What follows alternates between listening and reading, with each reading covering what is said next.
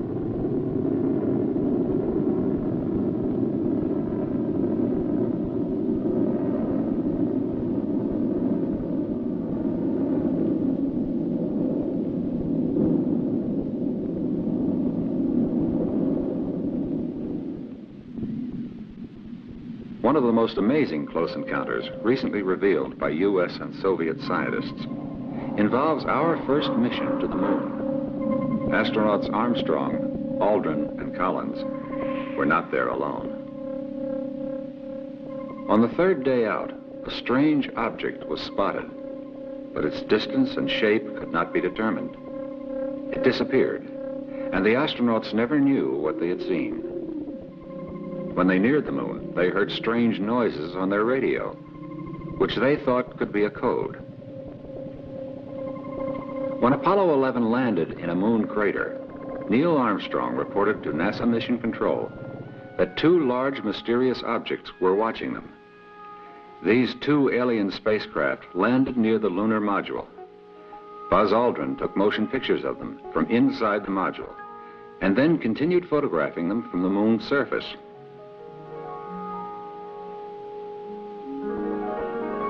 The aliens took off shortly after Armstrong and Aldrin stepped onto the moon.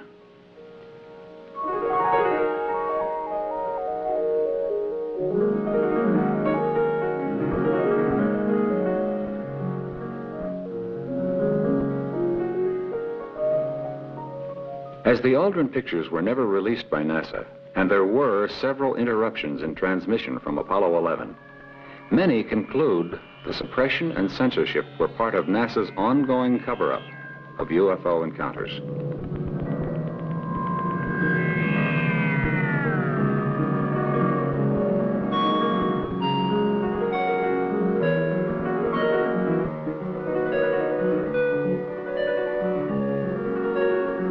Despite government's secretive attitude and the playing down of all reports, ufologists have continued their investigations with fervor.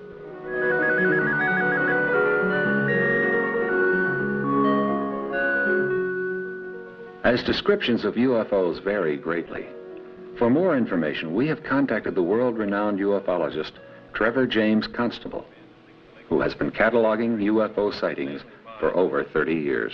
With reference to each particular type of photograph that I have taken, there are available similar photographs from other sources that were taken by people actually with little or no knowledge of this phenomenon, and usually they were accidentally taken. Here is the original bioform picture that I took in August of 1957. We call that one the amoeba, and there are some 4 successive photographs of this thing taken on infrared film immediately above my head, and then on the later exposures against the known background of the desert floor, a place to which you could return any time if you wished. This one was taken in color by a deputy sheriff, Sheriff Stroke, near St. Cloud, Minnesota. There was a case involving President Carter's personal helicopter. A photograph was made by a civilian employee of the Defense Mapping Agency down there, and she was covering the president's departure. And there are perhaps 100 people watching the helicopter depart. And here is another one of a very similar type to the President Carter picture that was taken by Lee V. Ertley, a nationally known outdoor writer. This was taken in Utah. Again, the object was invisible when photographed. Here's one that was taken by me above the top of Mount Wilson in 1961, 4,000 feet in the air, just shortly after dawn. The object is of the same general type as the 2 that we've just seen. The objects in the Panama photograph involving President Carter's helicopter and the photograph taken by Lee Ertley, both of these would, to my evaluation, be manned objects or intelligently constructed objects, because it's obvious from the images that force fields of extreme strength are being employed in the propulsion of the disc or discoidal vehicle that appears in there. The picture tells you that this is something that is engineered rather than biological. Here's a bioform taken by Richard Toronto in Vallejo, California, taking a number of photographs of these amoebic-type space critters. Here is a photograph of the late George Van Tassel, very well known in UFO research. When this photograph was taken, was addressing a throng of some 2,000 people. The object above his head was not seen by anybody present. High-speed infrared film did make it apparent. These objects are appearing not only in Panama, or over the Utah desert, or in California. They're everywhere. For example, recently here in January of 1979, there was a tremendous controversy erupted over some sightings in New Zealand, in the New Zealand area. The clippings are here, and they involve pronouncements about these incidents by purported experts. In fact, the newspapers refer to them as experts. Well, there are no experts in this field. There are only people whose level of ignorance varies. And this is characteristic of much that has gone on since this whole thing broke in on the world. Astronomers and people like this who have some authority and standing immediately jump in with negative opinions over things on which they're not fully informed. All these things involve to some degree the activities of governments. And of course the role of our own government in maintaining secrecy on these things is itself a subject of considerable controversy. San Diego, California UFO researcher Timothy Shanks verifies extensive investigations by many governments, even though most will not acknowledge the existence of UFOs. Work in Europe, they are taking it a lot more seriously than here. The Netherlands, Brazil is also, England is experiencing a lot of sightings.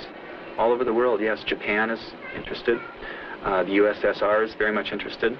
Venezuela, Argentina, Mexico, Brazil, Norway, Sweden, the Philippines, Chile, France, and Grenada.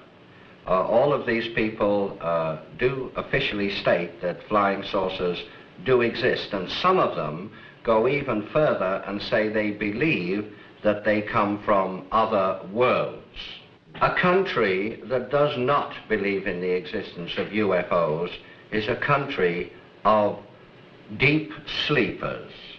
For instance, America, Russia, and England have studied UFOs for a number of years, and I think they have amassed sufficient information to know of their existence.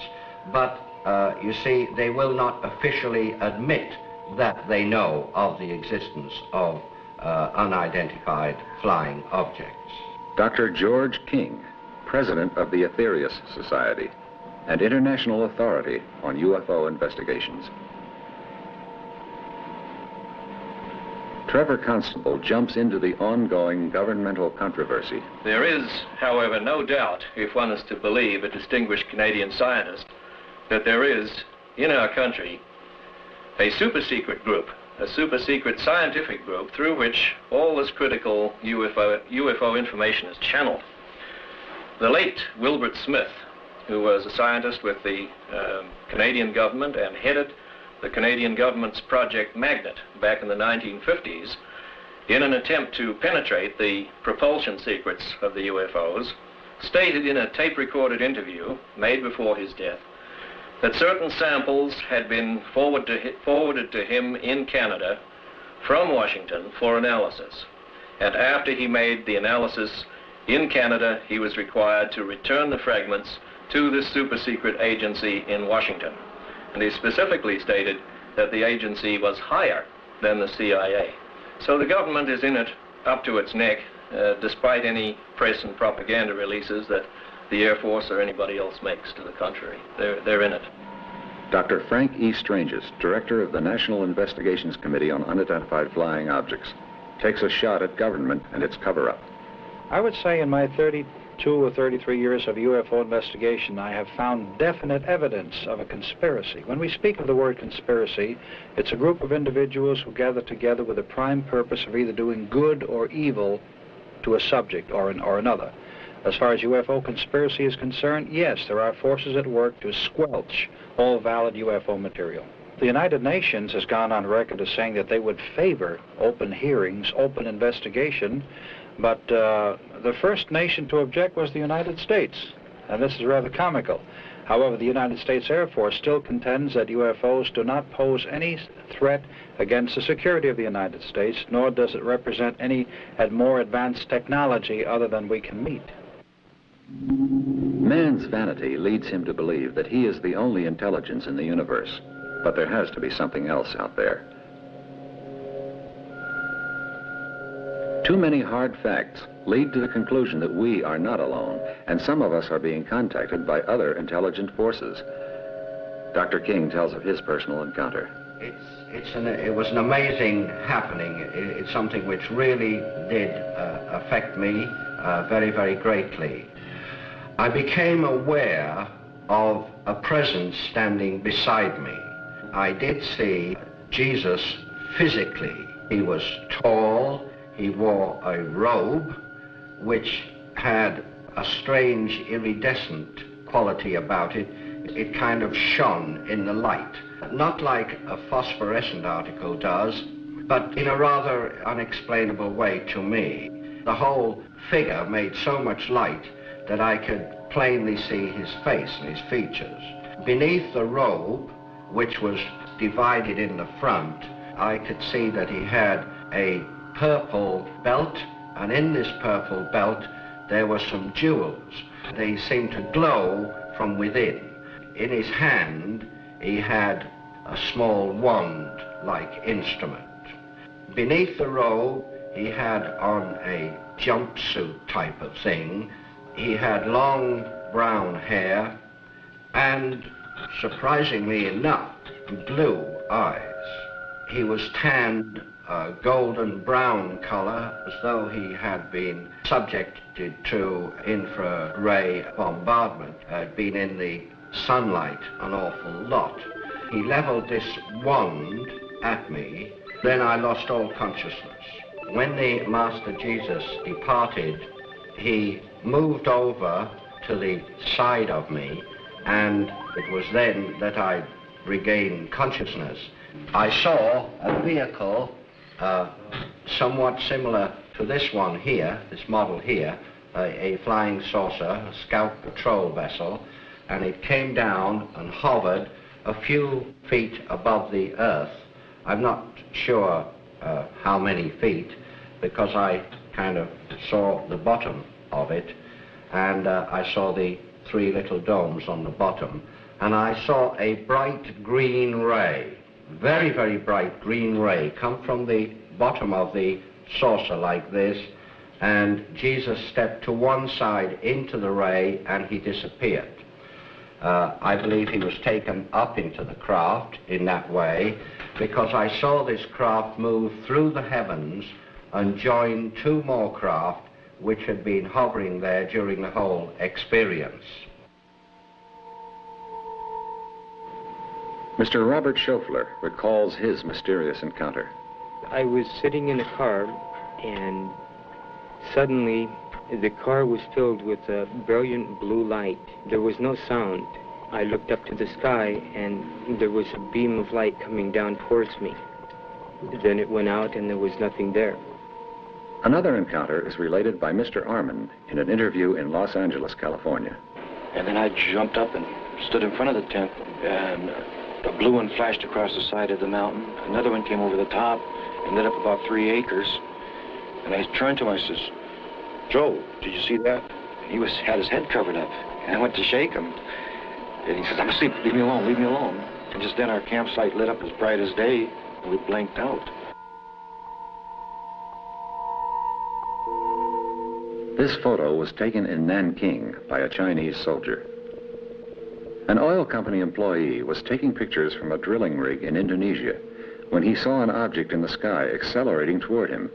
With one shot left, he took this photo just before it veered off. Photographic evidence of unidentified flying objects has come from all over the world. In June 1966, about 30 miles north of Albuquerque, New Mexico, this manned spacecraft was captured on film by leading UFO photographer Paul Villa. 3 years earlier, Villa shot this UFO as it passed over his head just above the trees, close enough for him to feel its heat. The saucer flipped on its edge, its lower half rotating. Then it traveled sideways while moving up and down. The ship hovered for some time. Mr. Villa estimated its size to be between 160 and 170 feet in diameter. This sighting covered a 5-minute time span. This photo was snapped near the Sandia Indian Pueblo. The angle at which the picture was taken gives the craft a cigar-shaped appearance, but in fact, it was disc-shaped. Robert Rinker, a field technician at the Chalk Mountain Laboratory in Colorado, unsuspectingly caught this UFO on film. He doesn't recall seeing it at the time the picture was taken, but did hear motor noises he attributed to a snowmobile. This impressive picture was taken by scientist Dr. Daniel W. Fry. This amoeba-type object is similar to those seen and photographed over Sydney, Australia. This was taken in the desert near Albuquerque, New Mexico on April 18, 1965. 5 hours later, in the same area, a second craft was visible for a few seconds. Flares used in a New Jersey civil defense test attracted this UFO. George Adamski shot this near Mount Palomar Observatory in Southern California. This was taken by Dr. Daniel Fry in Riverside, California. Observers from other worlds, intruders from other galaxies. However we describe them, the irrefutable facts are there. Something from somewhere has come. And through the development of the camera, the introduction of infrared photography, refined radar and sonar devices, laser technology, and many other scientific advancements, investigators have been given the tools needed to obtain tangible proof of their existence. One such investigator is Wendell C. Stevens, a retired U.S. Air Force Lieutenant Colonel. I was laying on a lounge chair in the backyard of my home, looking towards the Catalinas, and I was watching two jet fighters flying by, and as I was looking for them, ranging my eyes, I saw two little lens-shaped objects far beyond the jets, flying in a wobbling motion like a penny falling down in the last stages of falling down, one behind the other, and every time they'd turn in the sunlight, they would glint, one after the other, and they continued in a straight line until they disappeared beyond the Rincon Mountains to the east. Was there another encounter? The second time was at night. I was, a friend had just left my house going across town, and he was up on the northwest side near Fort Lowell and First Avenue, and he stopped his car and gone to a telephone booth to call me and say, you know those things we were talking about? I think one is going over town right now. And I laid down the phone and went out to look, and sure enough, there was a soft, luminous orange ball coming from the direction that he told me to look in. And it came almost directly over my head. And it was still approaching, and I ran back in. I told him, yeah, I see it. I'm going to go back outside. He said, wait a minute, there's another one right behind it. So I watched that, and then I watched another, and after the third one, I went back in. I said, yeah, there's quite a few. There's still more coming, and 8 of them passed over, one behind the other, about 30 degrees of arc apart. This is one of the earliest known photographs of a UFO. It was discovered in old harbor records in Oslo, Norway, and is dated July 27th, 1907. Fatima, Portugal, 1917. 12,000 people saw this huge UFO, which was photographed by a local newsman. This photo has been published countless times. It was taken in Washington, D.C. on July 29, 1952, of a large cluster of UFOs surrounding the Capitol building dome.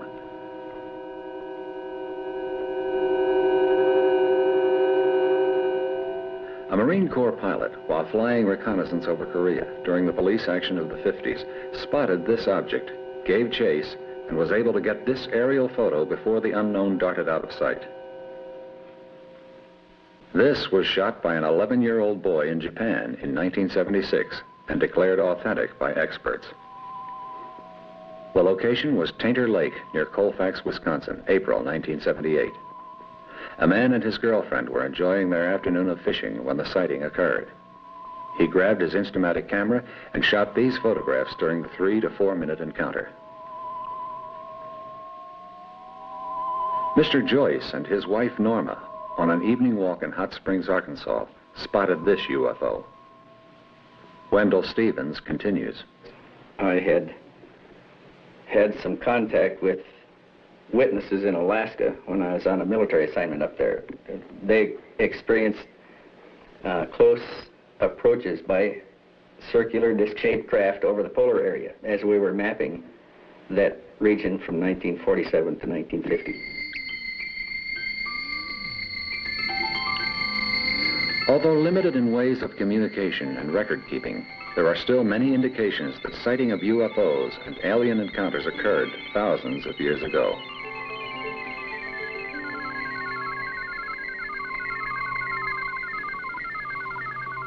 Over 15 centuries ago, these drawings were made in the Magda Caves high in the Alps, recording an encounter with a spacecraft.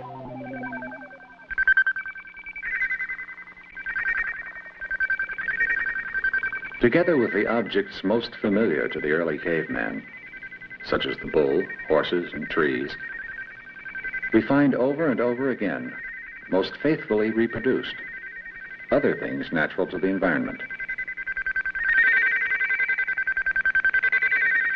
Flying discs and cigar-shaped objects that are simply known on Earth today as UFOs.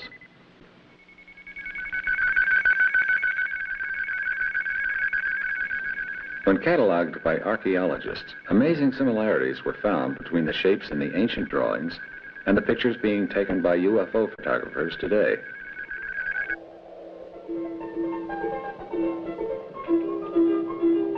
If you were to travel south from Lima along the coast of Peru, with the Pacific Ocean on your right and the Andes on your left, you would soon arrive at Nazca, a small, modest agricultural community of hard-working descendants of the pre-Incan Indians. This rugged country has long been of interest to archaeologists, having been the site of the great Incan Empire. In recent years, other scientists and researchers have journeyed to this impoverished area in search of traces of an ancient civilization who kept records of visitations of spaceships and space beings. These researchers feel that much that they have found thus far lends support to the theory that aliens did come to this planet and possibly colonized. They argue that the great achievements made by the Incan Empire are totally unexplainable unless the simple Indian people had been guided by beings of much greater intelligence and knowledge. Throughout this area, startling evidence of alien visitation is found in these explicit rock drawings.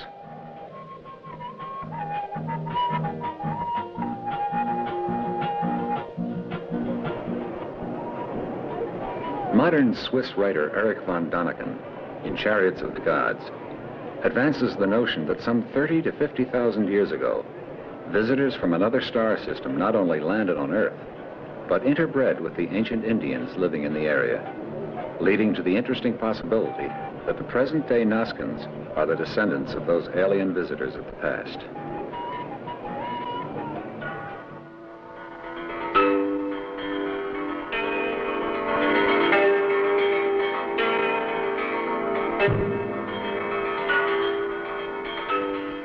In the ruins of the great Mayan center at Chichen Itza, we can still see the bas-reliefs on the remains of the walls of the great Temple of the Warriors and the many colorful drawings which depict spacemen and spaceships.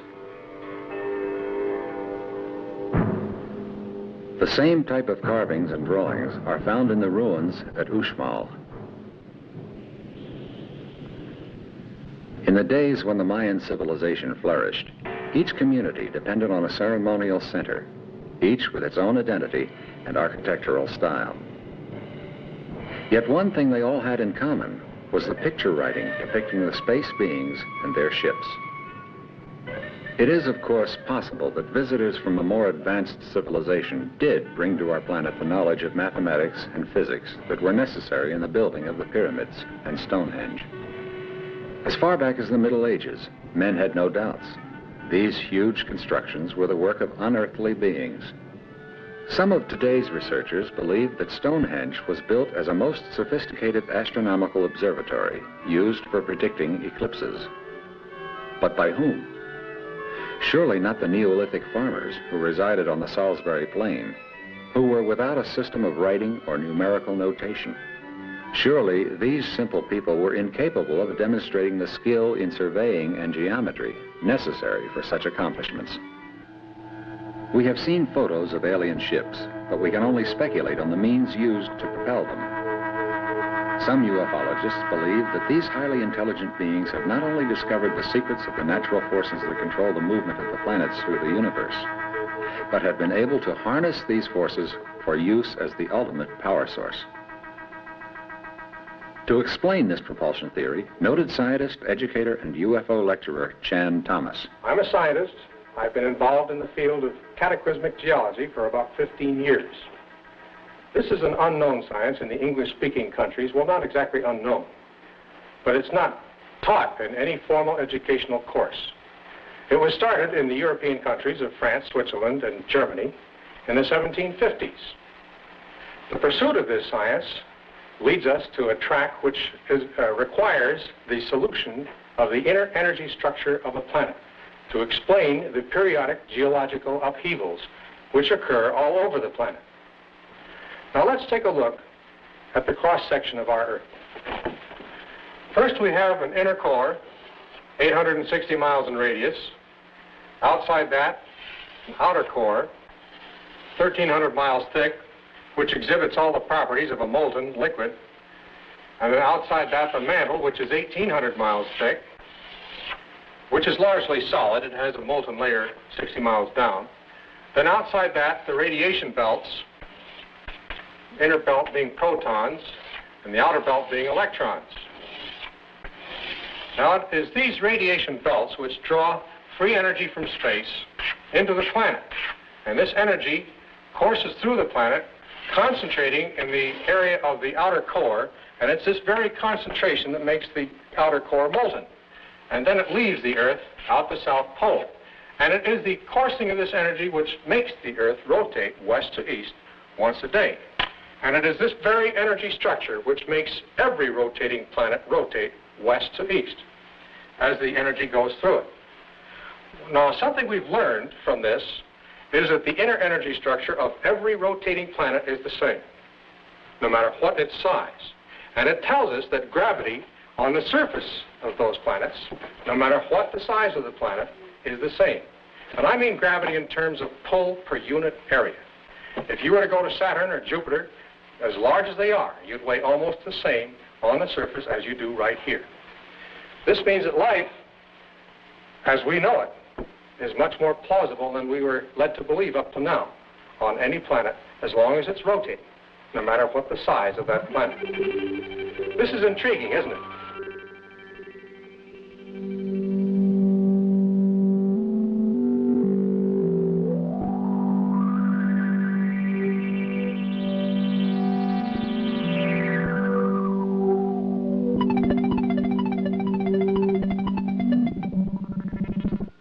In a letter dated September 23, 1947, to the Commanding General of the Army Air Forces, Lieutenant General Twining of Air Material Command expressed the opinion that there was sufficient substance in the reports of UFOs to warrant a detailed study. On December 30th, 1947, Project Sign, later known as Project Blue Book, was born.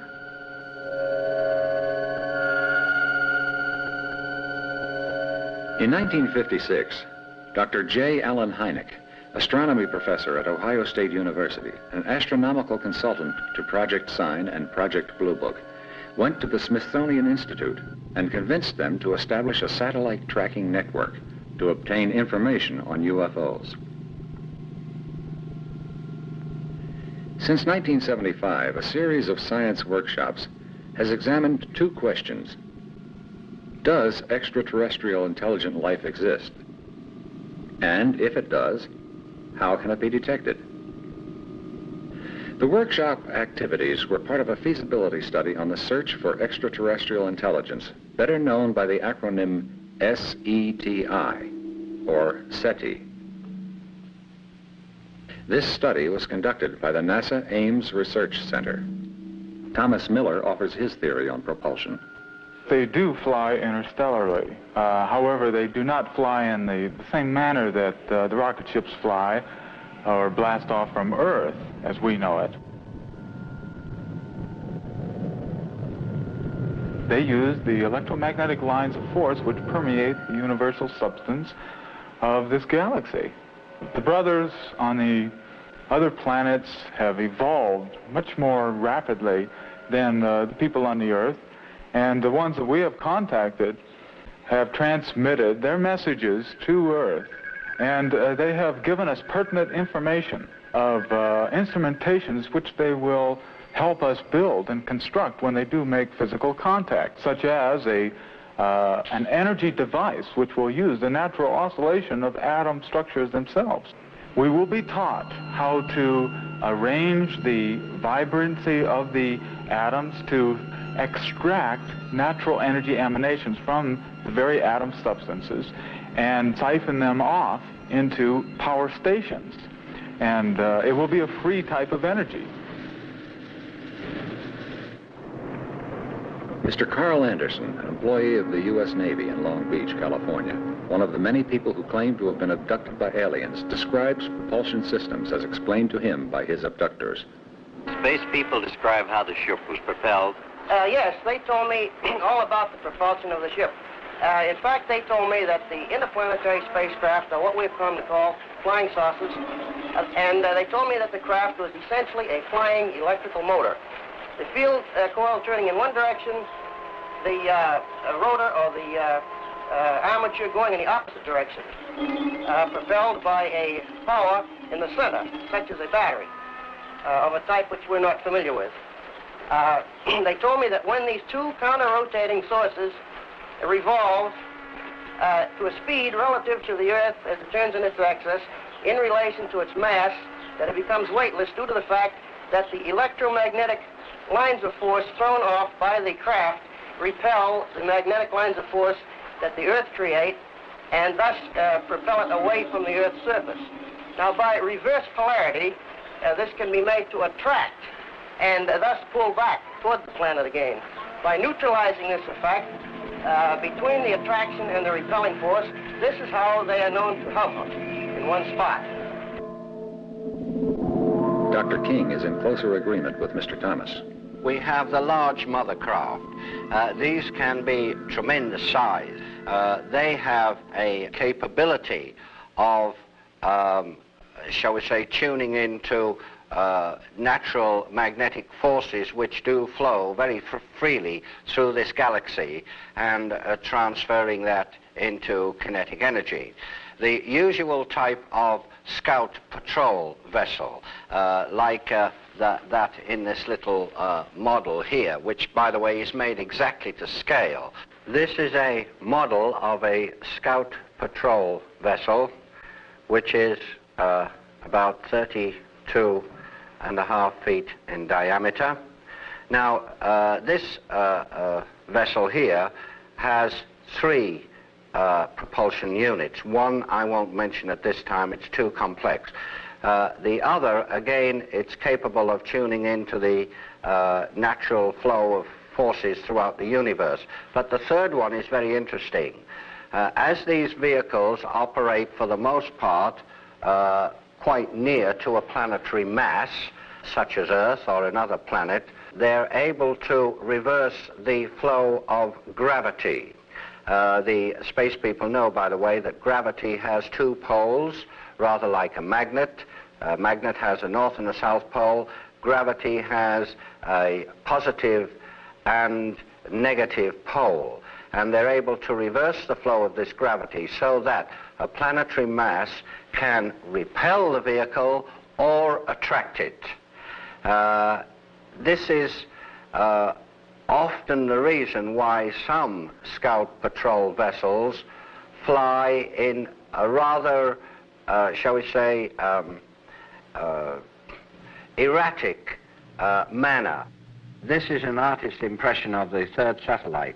On the top, there is a huge crystalline dome for collecting the sun's energies. At the bottom, there's a power matrix for transmitting the sun's energies after they have been conditioned by the enormous crystals within the craft. This next drawing gives you a rough idea of the position of the third satellite. You see the impression of the sun, the energies being collected by the dome at the top and transmitted to Earth through the power matrix at the bottom. This alien was photographed in Milan, Italy, before the shouts of other witnesses frightened it away. These alien figures became visible only after the film was developed. Sir Cedric Allingham, former RAF pilot, photographed this giant alien in Scotland. In 1973, a family, while traveling near Mexico City, encountered this strange object. They fled the scene after getting these photos, which have been declared genuine by Robert Padilla, Special Service Director of Kodak, Mexico. Near Rio de Janeiro on October 8, 1977, Antonio La Rubia, a bus driver, walked to a large field near his home to wait for his ride to work. It was 2:15 in the morning, and the dim light made it difficult to identify the enormous leaden object blocking his path. Suddenly, an intense blue light illuminated the field, and three robot-like creatures appeared beside him. The next thing he was aware of was being inside a ship and being examined by the aliens, at which time he claimed they took a sample of his blood and made drawings with it on a TV-like screen. The next thing he knew, the spacecraft had disappeared and he was standing in front of the bus terminal where he worked. Persistent hounding by the press drove La Rubia into seclusion. In May of 1977, an Air Force officer and his son were driving in the country near Buenos Aires when the youngster spotted a huge capsule in the sky which ejected 3 luminous objects, then took off. Moments later, the 3 scouts disappeared in the same direction. A commercial pilot was returning to Rio de Janeiro from the international airport. About a mile from the field, he saw an object in the sky. These are photos taken of the Saturn-shaped object, which had been hovering between 2 airport runways.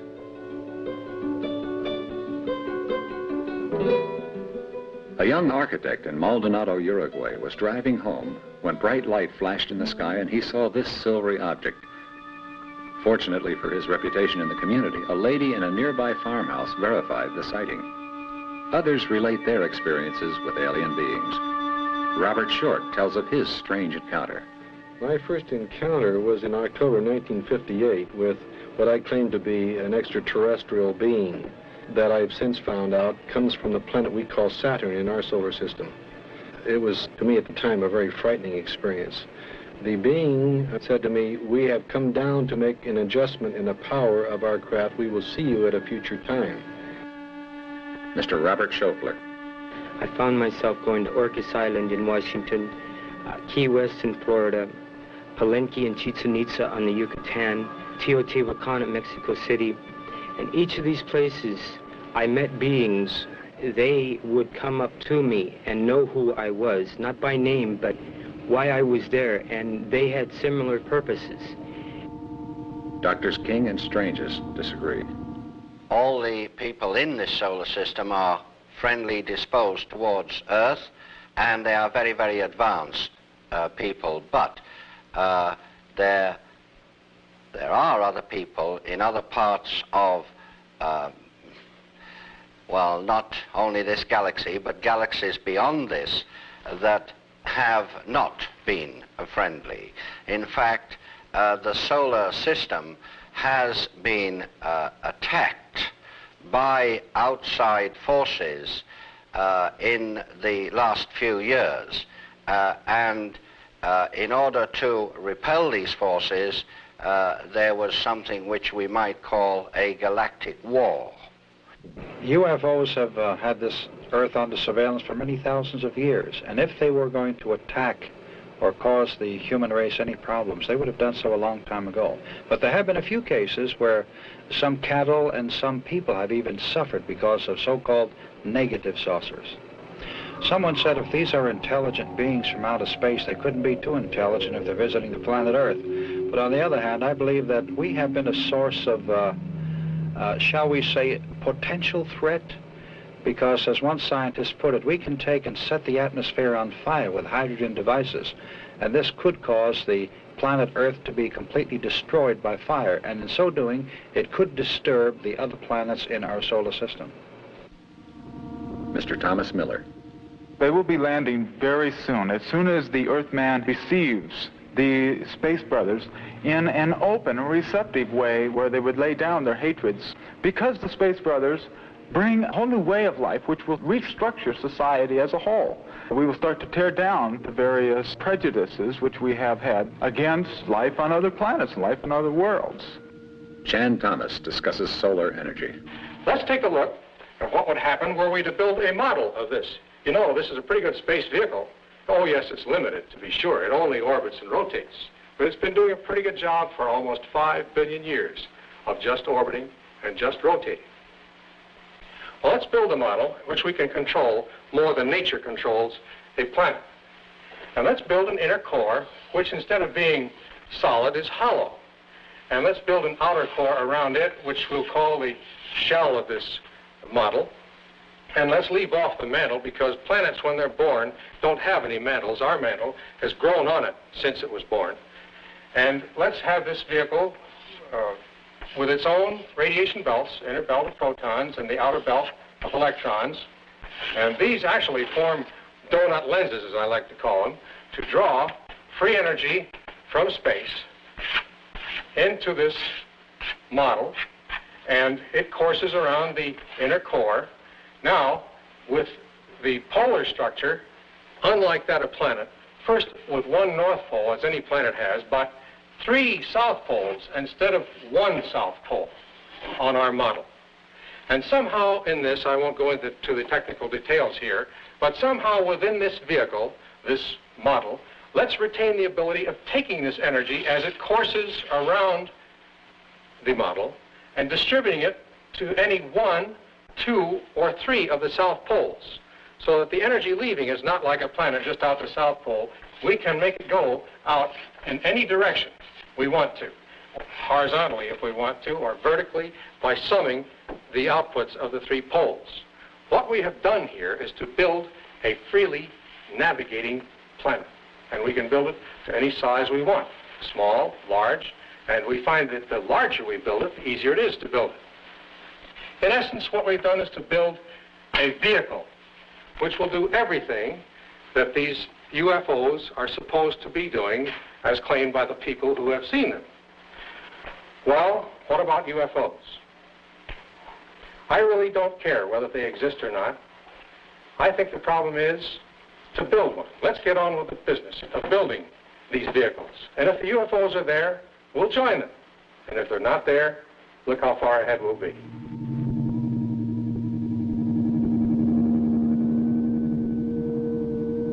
Over the past few decades, there has been increasing debate about the existence of intelligent life in space. More recently, there has been a growing interest in the ways of detecting intelligent extraterrestrial life forms. In a letter dated September 23, 1947, to the Commanding General of the Army Air Forces, Lieutenant General Twining of Air Material Command expressed the opinion that there was sufficient substance in the reports of UFOs to warrant a detailed study. On December 30th, 1947, Project Sign, later known as Project Blue Book, was born.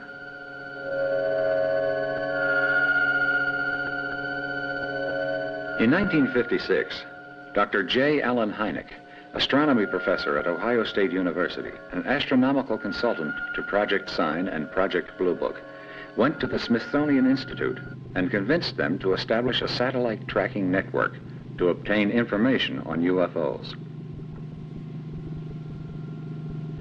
Since 1975, a series of science workshops has examined 2 questions. Does extraterrestrial intelligent life exist? And if it does, how can it be detected? The workshop activities were part of a feasibility study on the search for extraterrestrial intelligence, better known by the acronym SETI, or SETI. This study was conducted by the NASA Ames Research Center. Project Blue Book, begun as Project Sign in 1947, assigned its staff to carry out 3 main functions.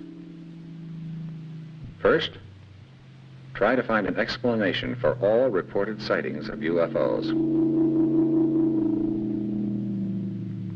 Second, determine if UFOs pose any threat to the security of the United States. Third, determine if UFOs could contribute any advanced technical or scientific knowledge. Blue Book officers were stationed at every Air Force base in the nation. The project produced what the Air Force considered a satisfactory explanation for most of the nearly 13,000 sightings reported through 1969. Of the unexplained UFO incidents, the official statement is, the description of the object or its motion cannot be correlated with any known object or phenomenon. On the basis of Blue Book reports, the Air Force drew the following conclusions. First, No UFO has ever given any indication of threat to the national security. Second, there is no evidence that UFOs represent technology beyond present-day scientific knowledge. Third, there is no evidence that any UFOs are extraterrestrial vehicles. Many skeptics charged that the Air Force was not telling all that it knew, and the transfer of the responsibility of UFO research from the Air Force to the University of Colorado in 1969 did little to end the suspicions and outright accusations of cover-up and censorship.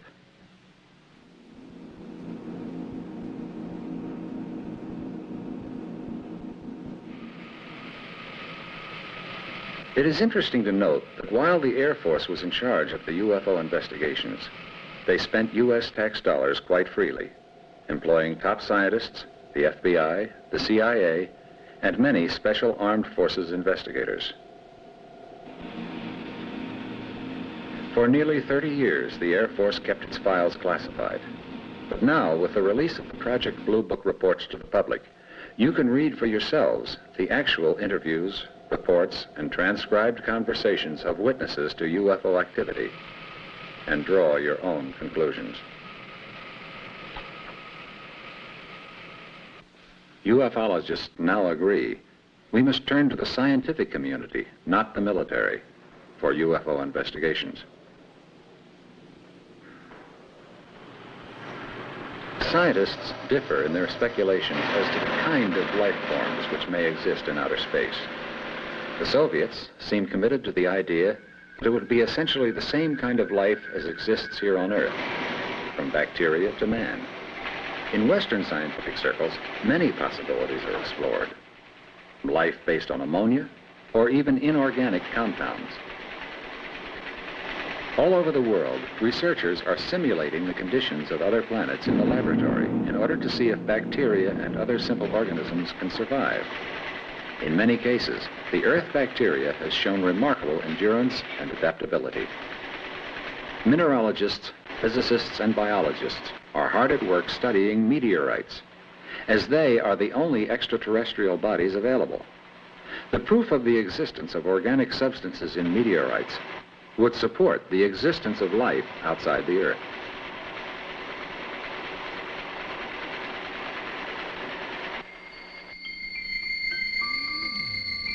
If there are extraterrestrial civilizations out there, what is the best way to communicate with them?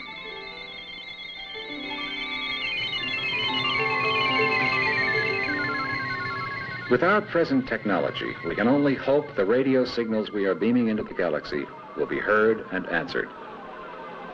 Some say we have been heard, and that UFOs are explorers who have come to study the source of the transmissions. During the last solar eclipse of the 20th century, Dr. Halvor Halsson, a local dentist, took several photos from his vantage point on the beach in Iceland. He did not know until his film was processed that he had photographed this UFO.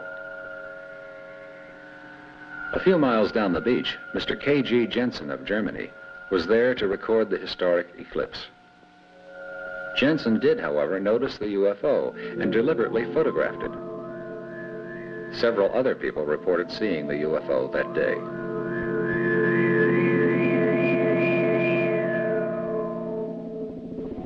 This was taken in Lublin, Poland, August 30th, 1977, by a photographer who still lives behind the Iron Curtain and asked to remain anonymous.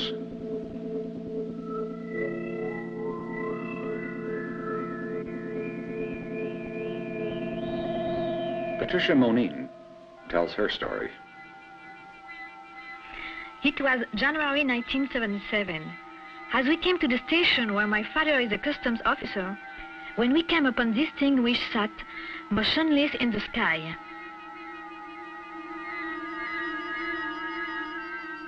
Professor A.Y. Bonillo took this on August 12, 1883. Millions of light years separate us from other galaxies. So even though the thought of interplanetary travel is most appealing to the human imagination, it is not possible with our present technology. However, there could be civilizations in the universe that are far more advanced than we are, that have developed not only the means for communication, but also the means of interplanetary transportation. Mr. Woody Atkins deliberately set out to photograph UFOs reported in the vicinity of Lawrence, South Carolina on January 31st, 1978. He had 2 cameras, both equipped with ultraviolet filters. The 2 rolls of film were sent to different labs for processing. The original slides from roll 1 were lost. But fortunately, the originals were returned on the second roll, and they were computer enhanced. These are the results of that procedure. Notice the amoeba-like appearance of the object after being examined by the computer. This particular form of UFO has been the subject of great study by Trevor James Constable, pioneer UFO investigator.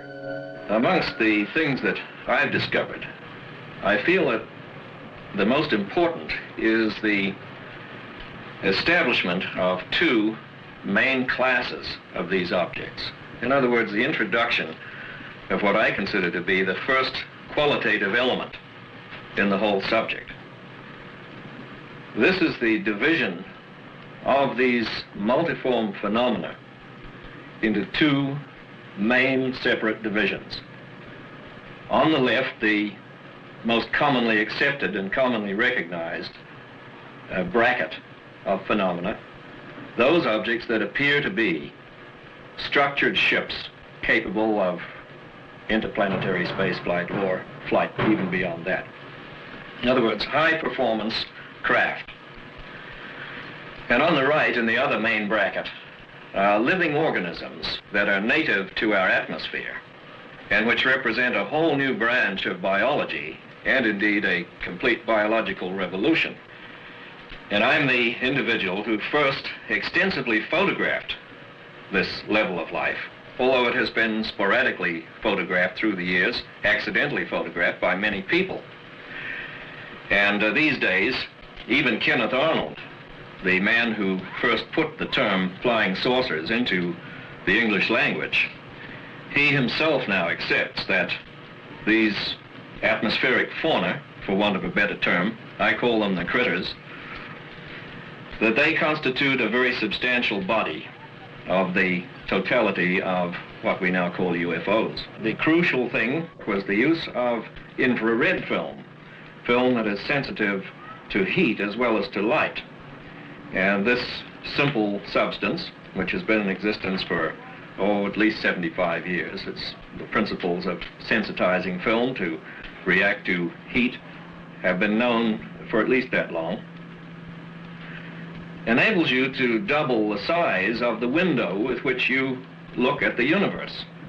It's a very simple concept. If I use this playing card here, for example, to represent the size of the window that the human eye has on reality, with violet at this end and red at that, then that is the foundation of our conceptions of the universe and life and of UFOs.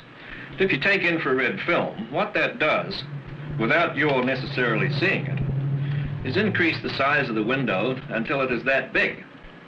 And so you're seeing almost twice what the unaided human eye sees. And this, over a long period of years, has yielded, I would say, the largest single body of evidence gathered by one person as to the nature of these things that's in existence.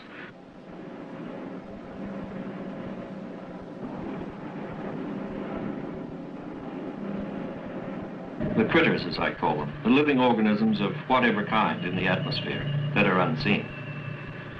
And they are self-contained mind-body units just like we are. A human being, when all said and done, is an integrated mind-body unit. And these organisms are of the same order as that, although much lower on the evolutionary scale than we are. On the other side, you have what are obviously manned constructs. They are devices of some type that are propelled by manipulations of energy that we do not yet technically understand, and to which we are just beginning to gain fringe access. But the 2 aspects of UFOs, the critters on the one hand and the craft on the other, each of which have to be given equal value in an objective investigation. These two things are mutually confused because the energy form involved is the same. The energy that propels the critters is used technically by the ships. That's the way I conceive of it as being put together. One of the most interesting aspects of the UFO syndrome is the recurrence of reports of abductions of Earthlings by aliens from outer space. One of the oldest organizations involved in an investigation of abductions is the Aerial Phenomena Research Organization, headquartered in Tucson, Arizona. We interviewed its co-founder, Mr. Jim Lorenzen. Scientific consultant staff and investigators around the world. We collect reports from all around the world, and we analyze these reports and make some judgments as to their merit, and we accumulate a library which is available to scientists to study. This is a job that has not been undertaken by anyone else. We feel it's a need that really needs to be fulfilled. Travis Walton was in the National Forest in central Arizona in company of 6 other people. They saw at close hand an unidentified flying object. Travis approached it and was struck by a beam of some kind which knocked him down. The other people fled the scene.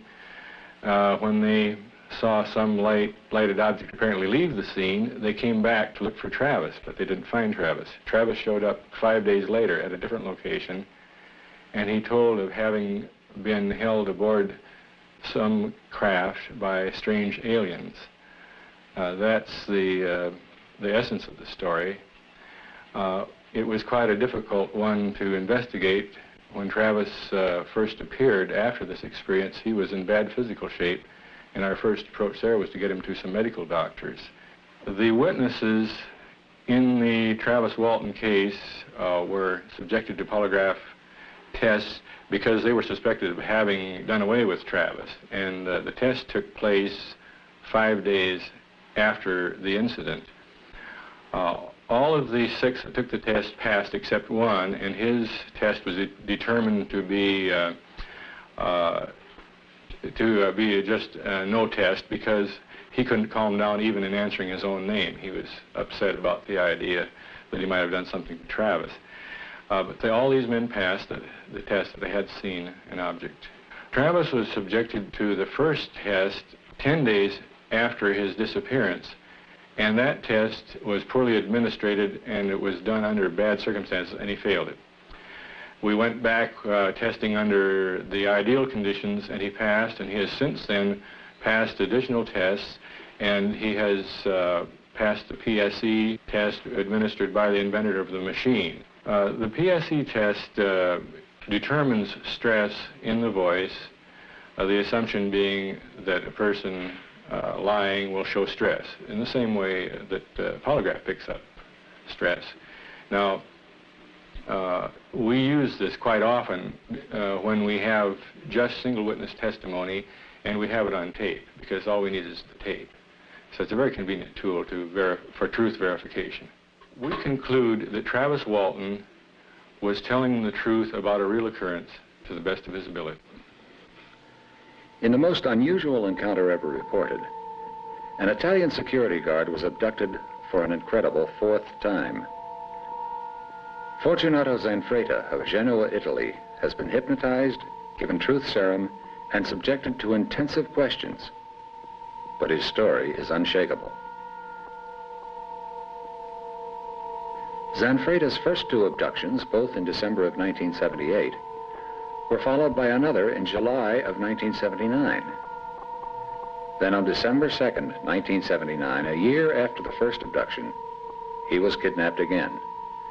After the last occurrence, eyewitnesses reported seeing the alien spaceship take off only a short distance from where Zanfretta was found. Jim Lorenzen tells of the Walton investigation. This young man in question contacted us by mail, sent us some photographs that he'd taken. And our first approach then was to analyze the photographs to see if there was any probability that they were hoaxed. They seemed to be genuine, so our next step then was to contact the young man and to check somewhat into his background and to become acquainted with him. Then our approach from there on is sort of like criminal investigation. We subjected his testimony to PSE, and he took a polygraph test to verify the truthfulness of his testimony. And also, since the man did report that he was abducted and that he saw aliens aboard a strange craft, we have had him draw what he saw aboard the craft, and we are also having an artist produce a model of the alien that he described. This is a model of an alien based on information supplied to artists by abductees William Herman and Travis Walton. Artist Alan Levine created this sculpture. Using the same procedures followed by police departments when investigating a crime, artist Levine was able to arrive at this likeness of the alien. Sketches were made while the abductee described the creature, and after these were corrected, Levine proceeded with the sculpture. This was a painstaking endeavor, as the witnesses did not always agree. Both men agreed on the almond-shaped eyes, small nose and mouth, the unusual position of the ears, and the large hairless skull. And although the alien does have a mouth, all communication was telepathic.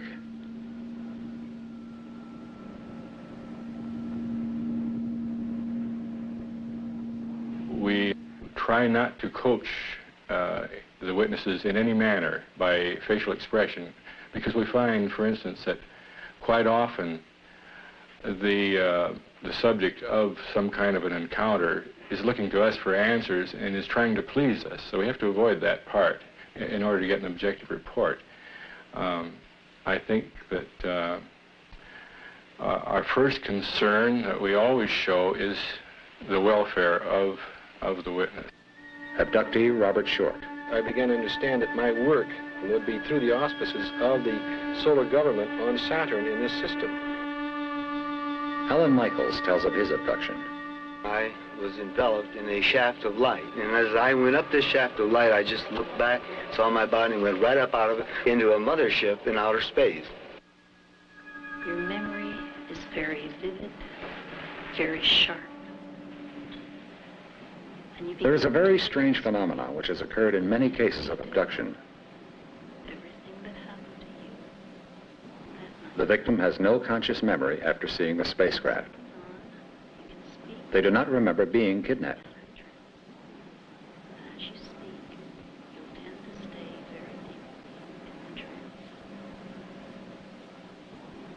Vicki Davis didn't remember being abducted until she was regressed under hypnosis by a qualified medical doctor. Her only clue to her abduction was a recurring nightmare. Because she does not wish the publicity or notoriety, the doctor treating Vicki has asked to remain anonymous. This actual hypnosis session has been edited due to time limitations. From this point on, you can speak without coming out of the trance. As you speak, you'll tend to stay very deeply in the trance. Your memory is very vivid, very sharp. And you begin to re-experience in vivid detail everything that happened to you on that night. And from this point on, you can speak without coming out of the trance. As you speak, you'll tend to stay very deeply in the trance. So just begin telling us what you're experiencing, what you're seeing. Driving into the rest area, and we're getting out of the car and going to the bathroom.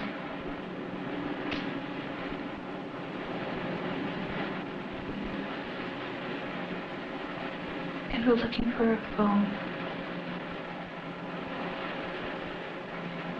Why do you want a phone, Vicki?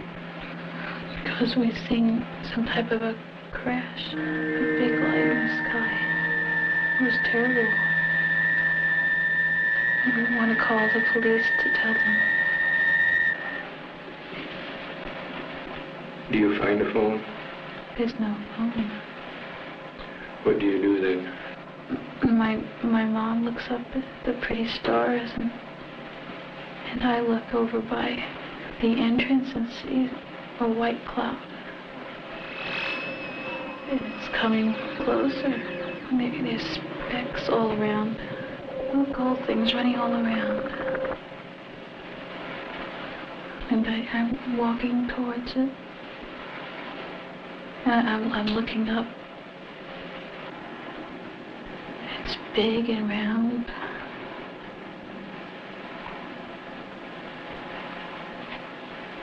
Can you see into it?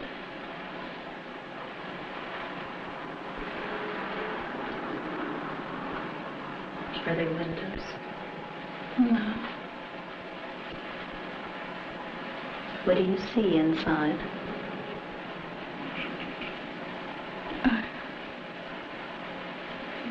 I'm on a table now. Like a table, but it's not a table. How is it like a table? It's long, and it's off the ground. Do you know how you got there? No. Tell us what happens on the table. Can you tell us about that? There's light coming from it. And they have some type of a thing. When you say that there are some things, can you be more specific and tell us what sort of things you're talking about? They're big energies, very glowing, and they move.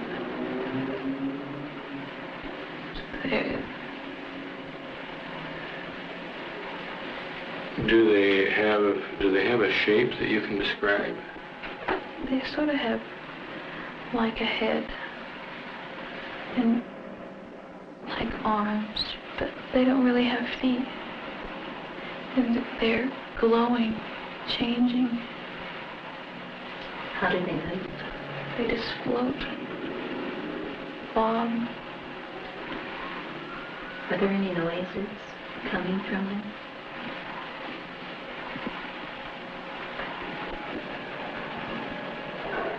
Do they have eyes, faces?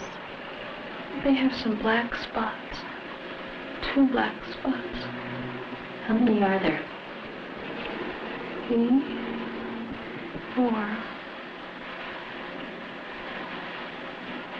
And what are they doing to you on the table? They're looking me over with some type of a thing. It's a machine type of a thing. It has light. Our cameras were allowed to be present when Brian Scott went into a self-induced hypnotic trance. During the trance, his eyes rolled back in his head, and he spoke in a voice which claimed to be Voltar, an alien from another planet. Testing proved the voice was not that of Brian Scott. Yana, go. 020-020. We understand that the probe wishes to impart information at this time. We're willing to receive this information now.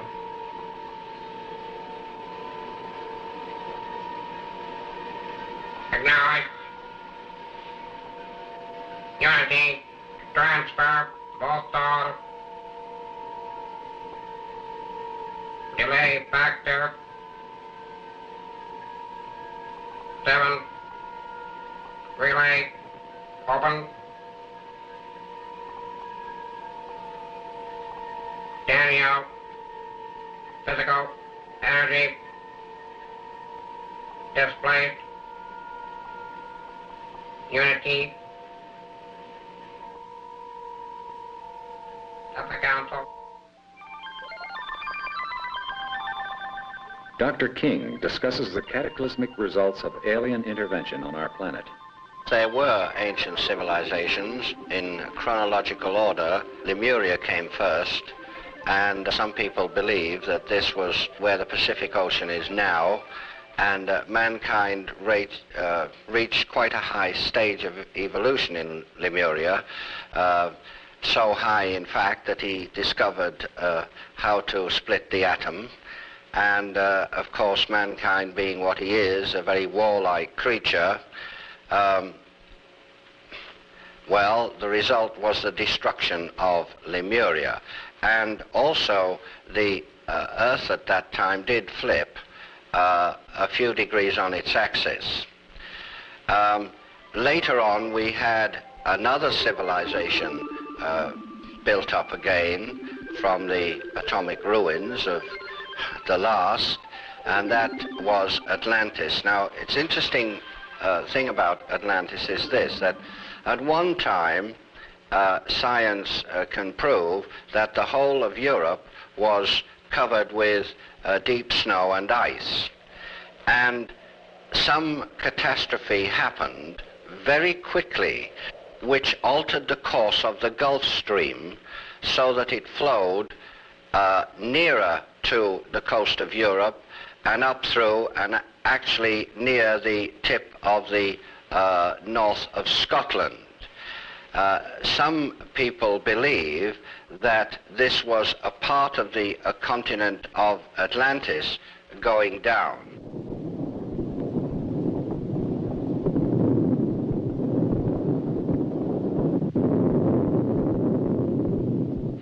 Two of the most ancient books on Earth are now translated from the Sanskrit into English, and they do talk about Vimanas, which were flying machines, and they do talk about two atomic weapons that were used. One, the Brahma weapon, and the other called Indra's dart. There was an atomic war, and the result of this atomic war was the destruction of Atlantis. Again, it's very interesting to note that people are now making quite some discoveries in this regard. For instance, they found a huge road about 100 foot beneath sea level. This road is made of very, very large stones which do not belong in that area, and these stones are fit very, very closely together. The stones, they estimate, weigh hundreds of tons each, and it's possible that the Atlanteans had powers which we do not have today. Are they trying to communicate with Earth through Vicky? What is the meaning of this strange writing, which bears a remarkable resemblance to the ancient Sanskrit?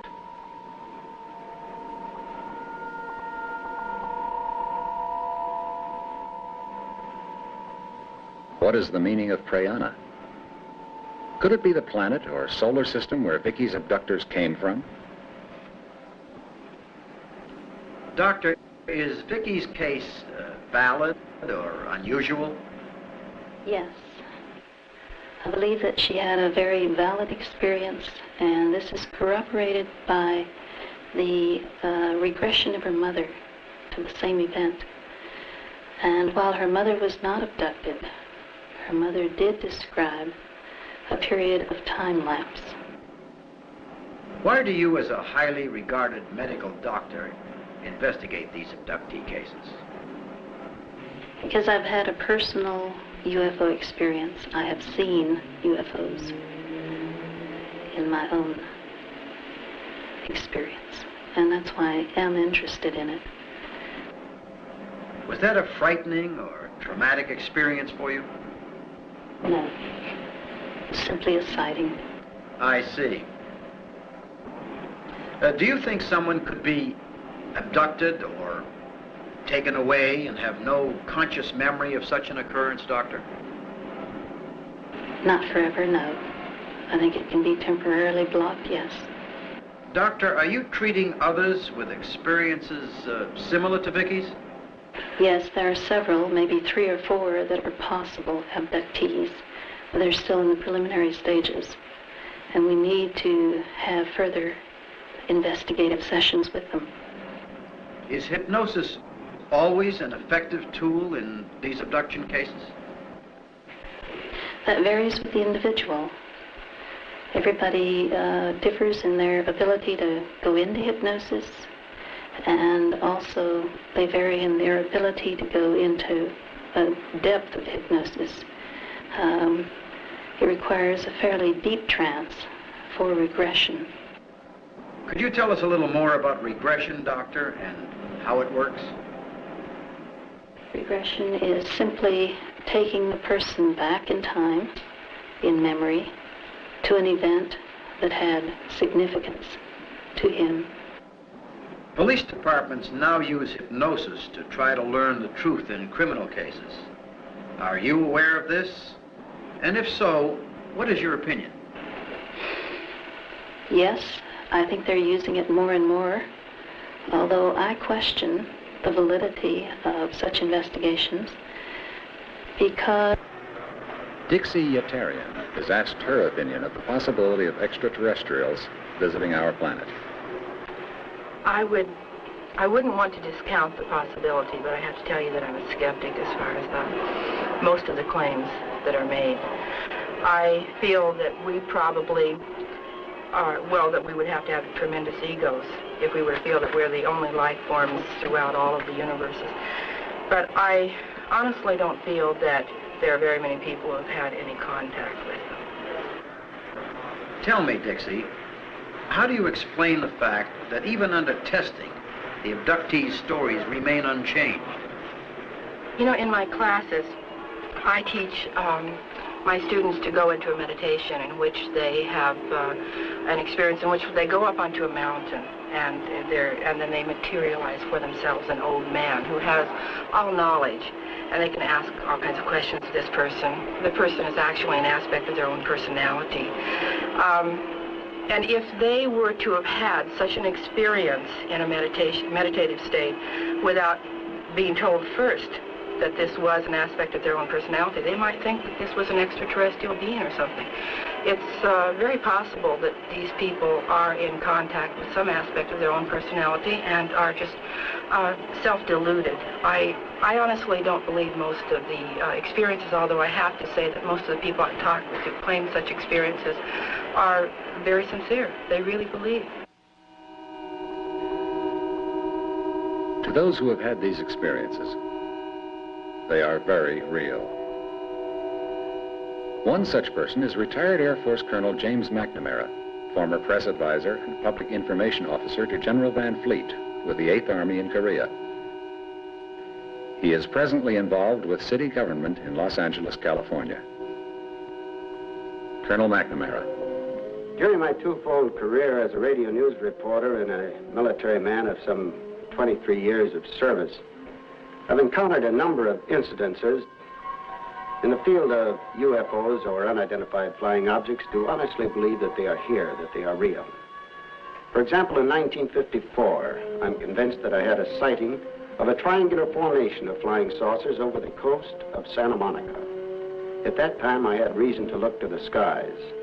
I was on a street intersection in Los Angeles, some 6 or 7 miles east of the city boundary of Santa Monica, and I was surveying the skies because I had been doing radio broadcasts for some time and had been capping them with weather forecasts. Unfortunately, the weatherman had been erroneous for the past 2 or 3 days, so I was looking to the skies to see if tonight he was perhaps right in predicting April showers. Now, my gaze was captured by 3 luminous discs over the coast of Santa Monica, arranged in triangular fashion. I watched these discs for approximately a minute. And then suddenly, with intervals of 2 or 3 seconds between the disappearance of each disc, they disappeared, one followed by another, and they all went in a path of a northwesterly direction, leaving no trail whatsoever behind them. What was incredible was the fact that they seemed to vanish as if the sky was nothing more than a sponge. That's how fast they seemed to disappear. Several months later, I had the opportunity of covering a story for a magazine, Pageant Magazine, a story, the locale of which was in San Fernando Valley. This had to do with a UFO sighting and a subsequent cropping of some very fine material, mysterious material if you will, which I like to call angel's hair because it resembled the angel's hair which we decorate our Christmas trees. Now the story itself was not too impressive to me. It was an impressive story, but the real impressive thing to me was the fact that the United States Air Force dispatched a major to interview me as the author of the story and the people to whom I talked to get the story, which demonstrated to me that the United States Air Force regards the UFO and any phenomena attached to UFO certainly as within the realm of possibility and probability, certainly not on the borderline of science fiction. Mr. Michael Barton, California author and lecturer, does not doubt his experiences. The people who were with him at the time of the sightings believe it too. I have seen UFO on a number of occasions. One time at Harmony Grove, California, when we were at a convention, a saucer did appear, and a number of people saw the flying saucer directly over the lecture hall. This was in 1960. Recently, as recently as July 15th, 1965, I was with a party of 6 people, and we did observe 3 UFO demonstrating their maneuvers over Lake Elsinore, California, for 3.5 hours. We observed them through binoculars.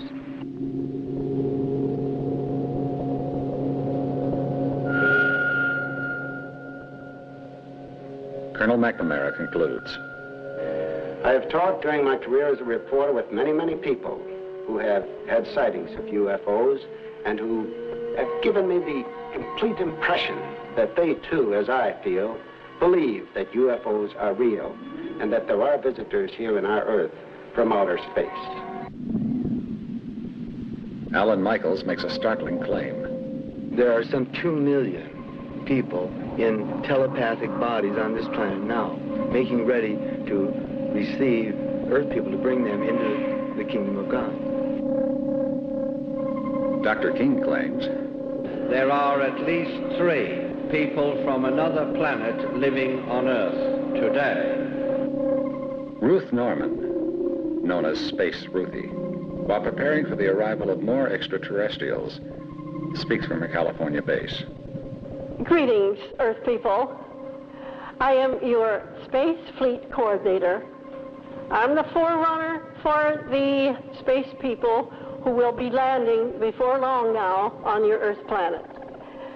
I am the messenger and forerunner and ambassador from many of the spiritual worlds and the physical planes and the astral dimensions who have come to this your Earth planet to introduce you people to a higher way of life. Dixie, if aliens were to contact someone here on Earth, who do you think it would be? Well, first of all, I think that they would probably contact some of our great minds, some of our political leaders. I really don't think that they would channel through so-called mediums and give information about the nitty-gritty affairs of a person's life. These mediums who claim to be channels for extraterrestrial beings, people come to them and ask about their love life and their business concerns. I really don't think extraterrestrials would be interested in that. There are many, many, countless thousands of people who live here, who have incarnated here, but not who have come via spaceship. They're self-deluded. I really believe that. Most of them. I wouldn't want to make that a blanket statement. The ones I've met. I think it's really dangerous what they're doing. Mainly, as I wrote in my book, I've seen too many cases of people getting involved with these people and watching a trance mediumship sort of experience and then going home and thinking, gee, I could do that. And they go into a trance experience and maybe contact some aspect of their own personality that they've sublimated, some fear or anger, and then bringing that forth and not being able to deal with it, and they end up on a psychiatrist's couch or at their priest's. Not all sightings can be dismissed as unreliable. An object standing still in the sky over England was photographed by an airline pilot taking home movies while on holiday. It hovered for quite a long time, and he knew it was definitely not an airplane. He continued filming it as it streaked across the sky, leaving a visible trail.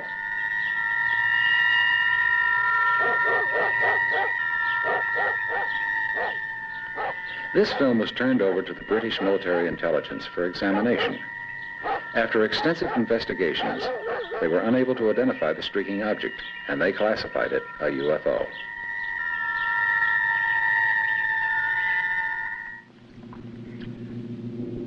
This rotating craft was hovering over the trees in Merlin, Oregon, when photographed on 16mm motion picture film by Dr. Daniel W. Fry.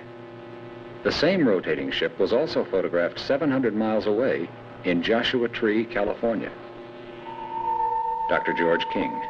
Almost always when people have a close proximity sighting, that is a UFO very near to the road, for instance, if they're driving along in their car, the car engine will stop and the headlights will go out, etc. This is common. It's happened all over the world. From his patrol car, Val Johnson saw a bright light in the sky. He recalls only the sound of shattering glass. Then, he was 854 feet from where he started. The engine was dead, the clock and his watch were stopped, and his face and eyes were burned.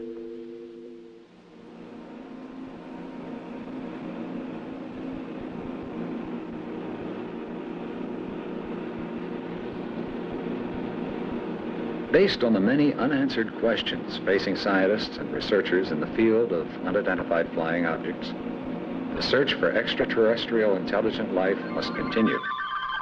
We must, as recommended by SETI, establish a listening network with greater capacity, perhaps by the use of space probes or other satellites. If we do not find intelligent life elsewhere, we will have learned how precious our human culture is and stress our responsibilities to the preservation of our planet. On the other hand, were we to hear but a single extraterrestrial signal, we would know one great truth. It is possible for a civilization to maintain an advanced technological state and not destroy itself.